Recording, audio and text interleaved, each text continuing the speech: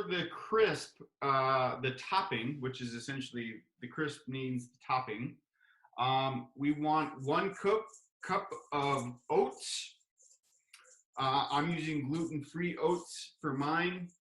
I'm also using a half cup of almond flour. You could also use like a 1-to-1 ratio gluten-free flour, or you can just use straight up regular flour, just depending on what you fancy or what your dietary protocol is here. So then what I'm going to do, I'll transfer that all into one bowl. So 1 cup of oats, half cup of almond flour, a pinch of salt, and then also a half cup of unsweetened coconut chips. So I have that all in one bowl. Then the next thing I'm going to do is I'm going to rough chop about a cup's worth of pecans.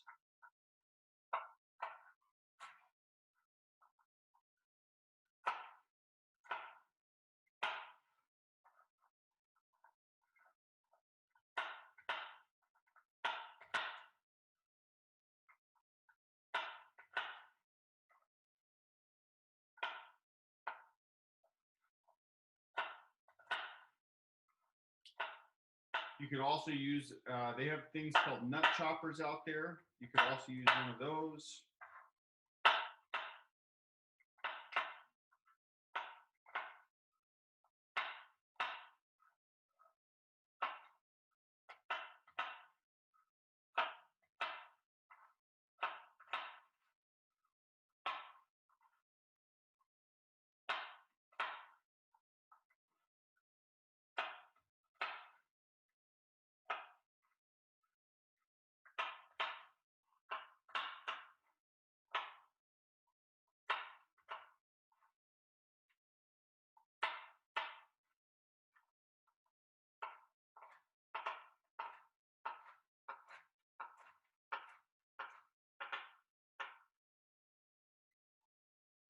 Okay, and then when you have your pecans, you could also use pistachio nuts. I think that would also be a really great nut to use in this.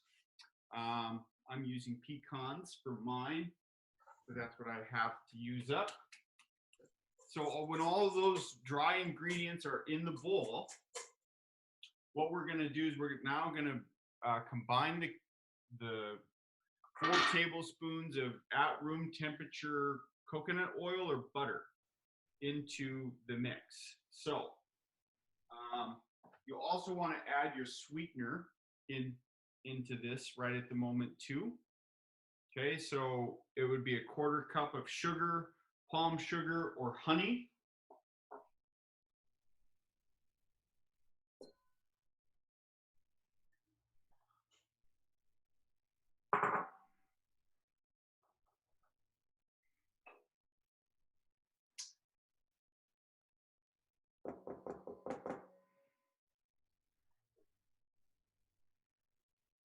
Honey's a mess.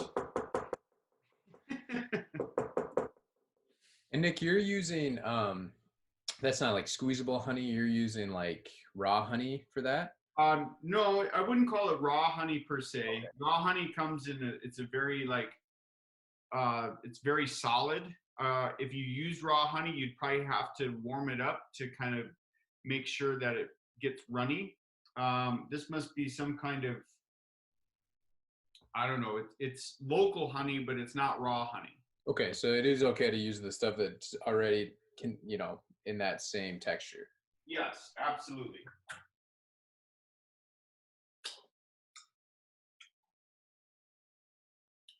And so when all those ingredients are mixed in,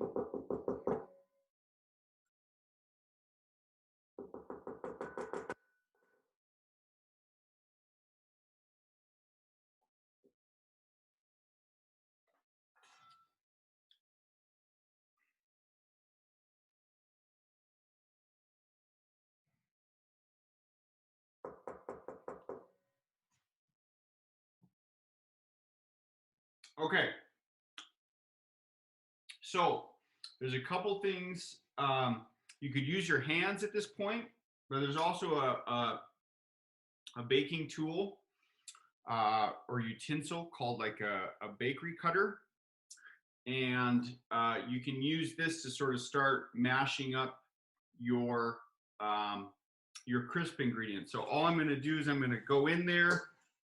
I'm going to start pressing down and combining all of those ingredients together.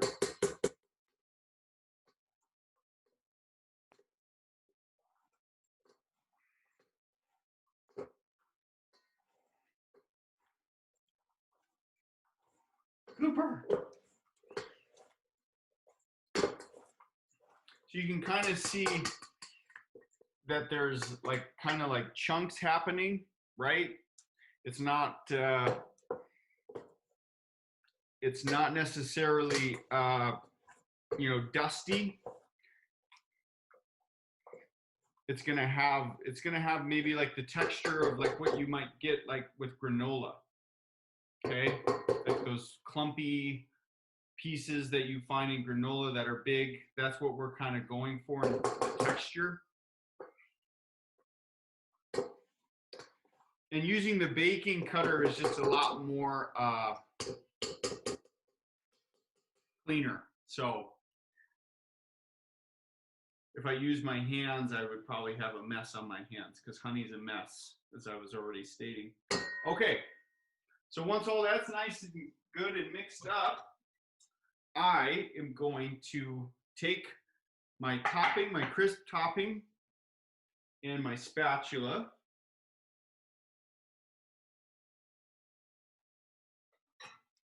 And I'm going to transfer this with a nice even layer onto the crisp or on top of the fruit.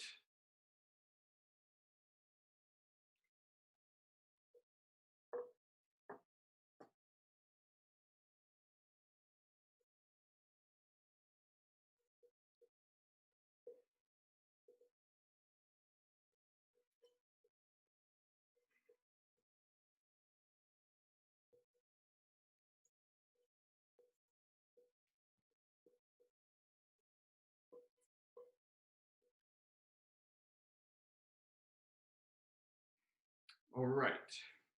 So when that topping's on there, make sure that you get a nice kind of like press it down just a little bit, kind of spread it out. Make sure that the crisp topping kind of covers as much as it can over the top.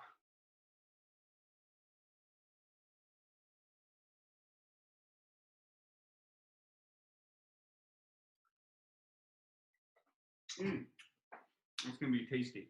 Okay, so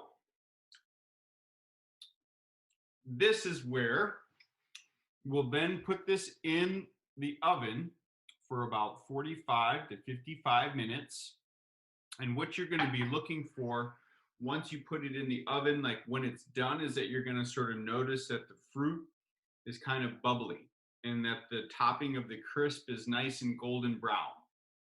So those are your sort of indicators that the crisp is done or nearly done.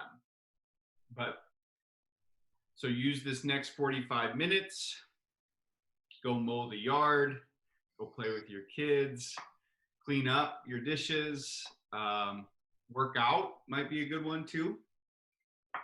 But this is the beauty of baking, right? So you do this work up front, put it in the oven, and then you can go off and clean or work out, play with your kids, do whatever you need to do. Organize your kitchen, reorganize your shelves. I don't know.